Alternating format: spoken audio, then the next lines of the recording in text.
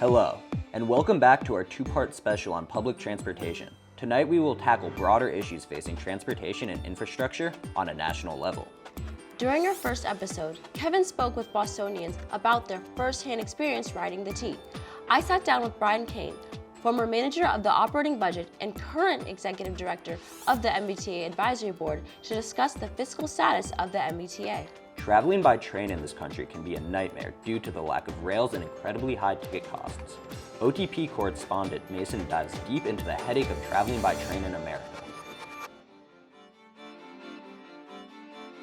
Unfortunately, traveling the United States by rail is hardly a smooth ride. A lack of cross-country high-speed rail options makes traversing the country by train inconvenient, if not impossible. According to Amtrak's website, those looking to travel across the nation by train should be prepared for a long trip.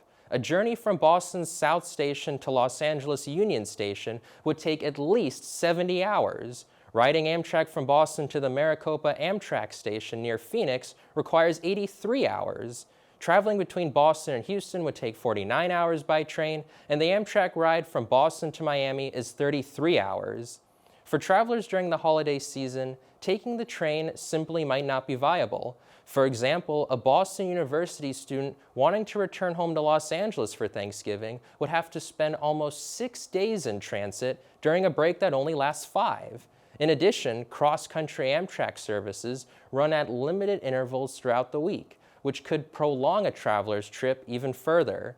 In high-speed rail, the United States is trailing nations across the globe. China has a high-speed rail network spanning over 19,000 miles of track.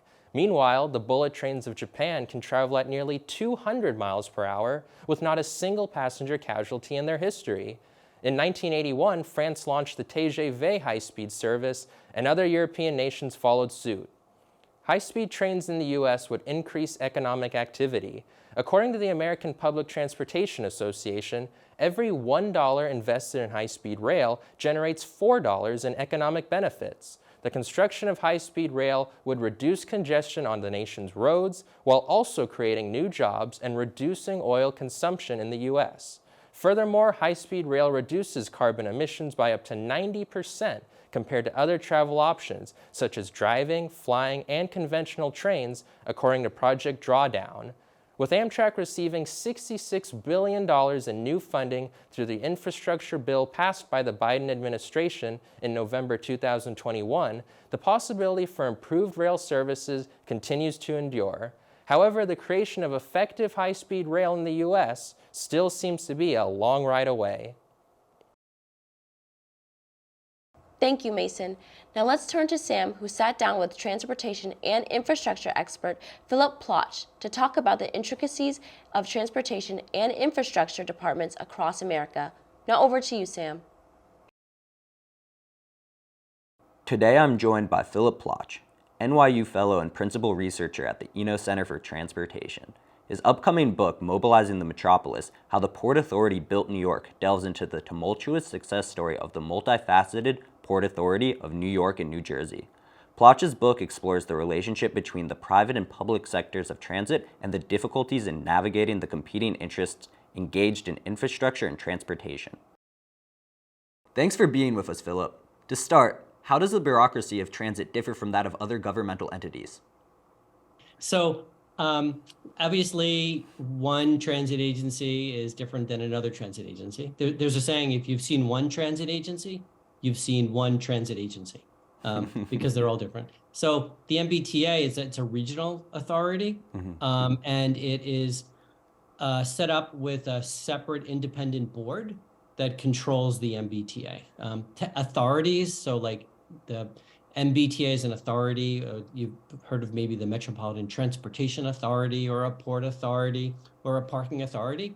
Those are organizations that don't report directly to a governor or to a mayor. They're somewhat independent, and they have their own funding stream for the most part. And then there's a board, like a board of directors or a board of commissioners, that decide where the investments are going to be made. They decide what the fare is going to be. So transit is oftentimes an authority where it's separate from the government. And the thinking was, when they set these up, that they would be able to make some money, or at least earn enough money to pay for their expenses. But that doesn't work that way in the United States. All transit services lose money. Okay. So that's the reason that they're all public transportation, is because no private company can afford to operate a streetcar, trolley line, or a rail system, or a bus system. They're almost all public because they lose money. So in Boston, the MBTA needs like $2 billion every year just to fix up its system. And whenever you ride the system, whatever you're paying, it's only paying for about half the real cost. So the money has to come from somewhere else. It's not coming from the riders necessarily to pay for all the upgrades and to pay for the service that you operate. What do you think is the first tangible or realistic step towards improving U.S. transit? I think a lot goes back to money, like I was just talking about. So if a service is losing money, the only way to improve it is to, well, I suppose the most important way to improve it is to make sure that there's enough money to fix it up. And that means you need political support. So in Boston, it means that the mayor has to support it, and the legislature has to support it, and the governor has to support it, and then Congress has to support it, and the president has to support it. So if you need billions of dollars every year to subsidize the service, it means your hand is always out asking for money.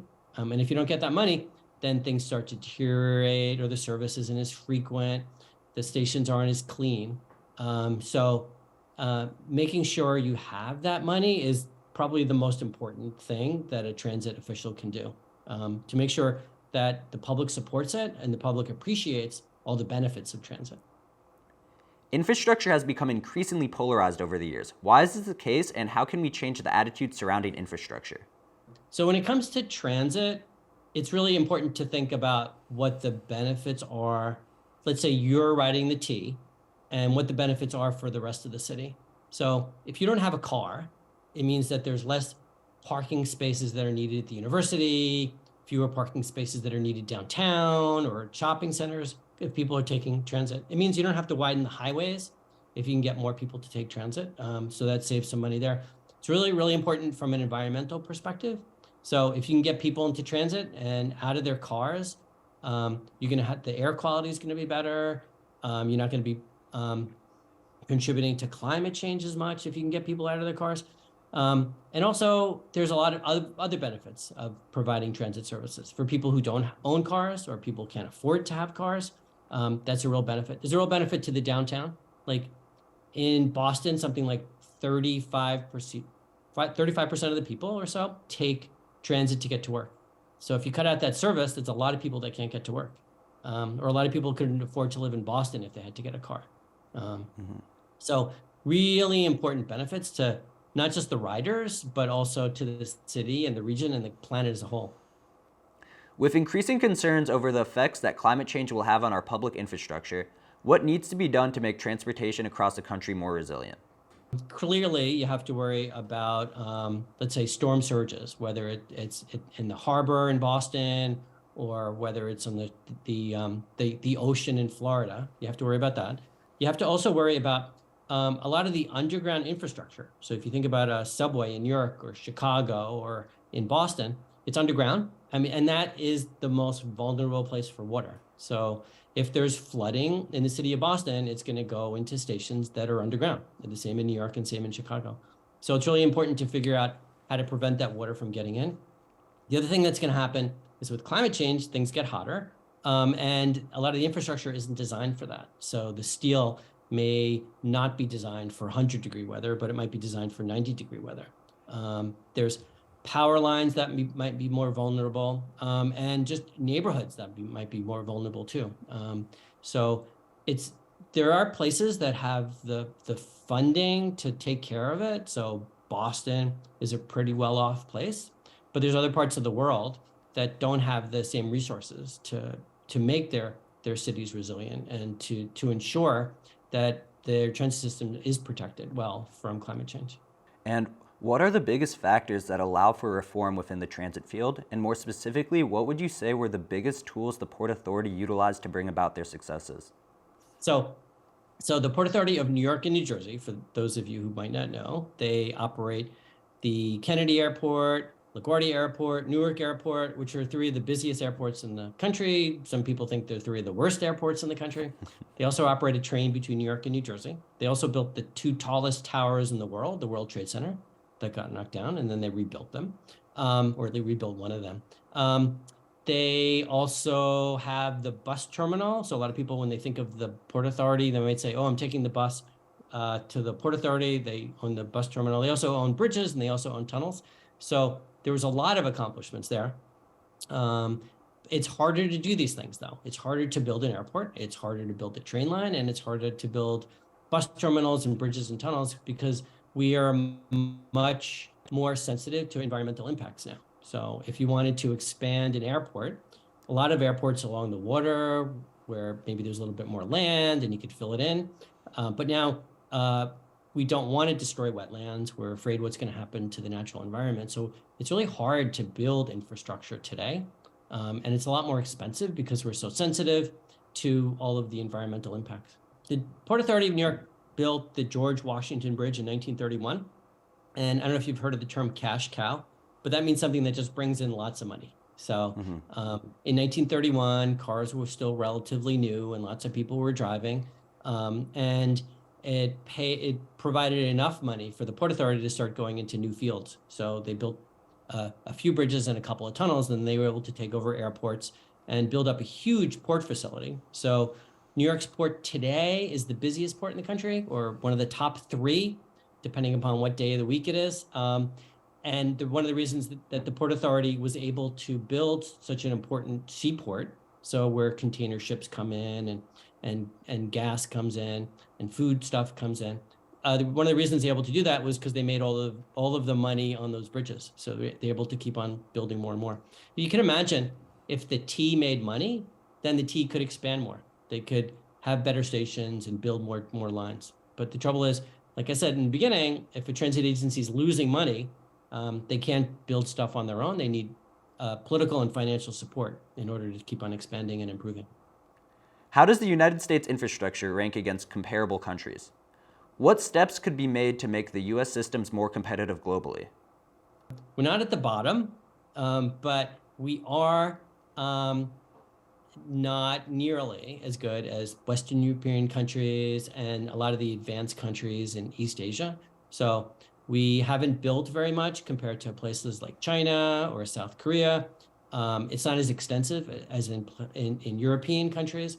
And one of the reasons for that is it's a very small percentage of people that take transit. So on a daily basis, about 5% of the people in the United States take a bus or a train to get to work. Boston's much higher. Boston's maybe 30-something%. New York is more than 50%. DC's pretty high and Chicago's pretty high. But you get out of those big cities and it's a very small number of people that are using transit. So if not many people are using it, you're not going to invest as much money to make it as extensive and reliable and to make it as easy to access. So unfortunately, we're not at the top, and there's so many things we could do to improve our transit system. Thank you so much for joining us, Philip. Have a great rest of your day. Sure, my pleasure. All right, thank you. With the recent resignation of MBTA General Manager Steve Poftak, the MBTA has become a point of conversation for many Bostonians. From complaints of inefficiencies to costly fare prices, Bostonians are clamoring for change. Biden's recent infrastructure bill has provided the MBTA with additional funds for improvement to the city's infrastructure. The means for change are there. Now it's a matter of execution. From our conversations with experts and citizens alike, it is clear that significant reform needs to be made to ensure that America's infrastructure can accommodate a growing population. Integral to a healthy economy, public transportation must be addressed at both the state and national level. And that's a wrap for this special of On That Point. We'd like to thank our guests once more for joining us. And as we say goodbye, make sure to follow us on Instagram and Twitter at On That Point, and like us on Facebook. On behalf of our entire crew here at On That Point, I'm Sam Soman. And I'm Akua Devall. Thank you for watching, and we'll see you next time.